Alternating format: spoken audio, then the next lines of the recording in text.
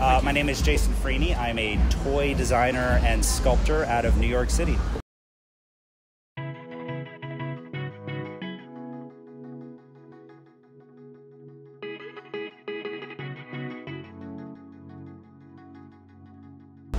The anatomy came in from some illustrations I was working on about 12, 15 years ago, where I was using these robots that would kind of represent, people working in an everyday job, how we're all kind of, under the control of other people. And I gave this particular robot a balloon dog as a pet. And I treated him as if he were a living creature.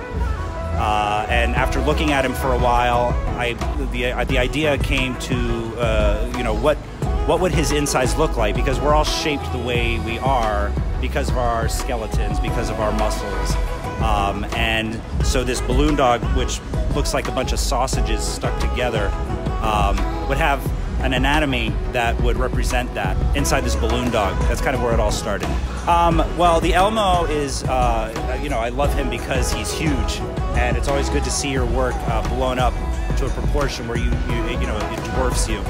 But as far as my favorite piece, I would say I really like the balloon dog, which was obviously my first, fictitious character or fictitious anatomy that I did that turned into a toy. I like it because it's so intricate and it has very nice gestures, from an art point of view. Before I had made a name for myself, I would collect, I liked Keys, Keys, Q-E-E. It's a Hong Kong company. They kind of went out of business. But after a while, I started gathering too many toys. And then once I started doing this and I go to a lot of toy shows, I'm friends with a lot of the other artists. So now it's pretty much, I just collect gifts. Yeah, I mean, on occasion I'll buy something I really, really like. But for the most part, I've made friends with these people whose toys I really enjoy, and we usually trade. It's like, here's a toy, and he gives me a toy, we sign them. And so I have a collection of toy designers. At this point, I've done so many anatomies that I search for challenges. Well, no, it was challenging in the beginning, but because I've done almost 200 of these things, where it becomes very much a process that I have already worked out.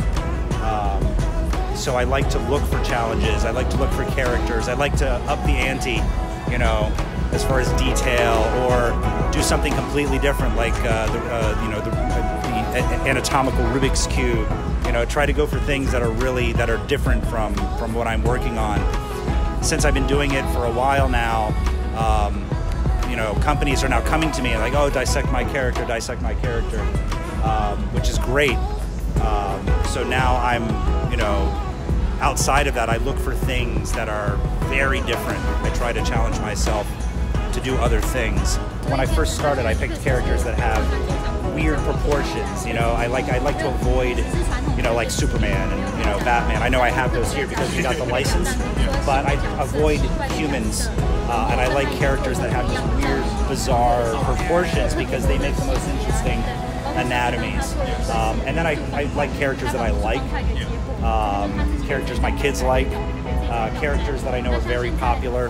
Hello Kitty. I know if I do that and I, working social media to do characters that, I can get these people to come in by doing this character.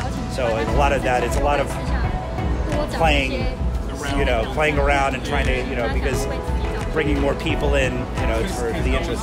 Well, I can do sculpts on my own. I don't need any permission. So as long as I make it with my hands. So if I have to, there's copyright laws, at least in the United States. So if I were to see it if I were to see Elmo, I didn't have the license, and I wanted to dissect him, I couldn't sculpt Elmo because you're not allowed to duplicate a character. But I can buy the toy and then cut it open and modify the inside, just like someone would buy a car and modify a car. So I would buy the toy that eliminates that whole licensing thing where I'm not bootlegging it. And as long as I make it with my hands, I can do whatever I want. So I try to respect the character. Now, if I were to take that character and make a mold and then start mass producing them without license, then I would get in trouble. So as long as I make it with my hands, I can do anything I want. It's considered art in American law.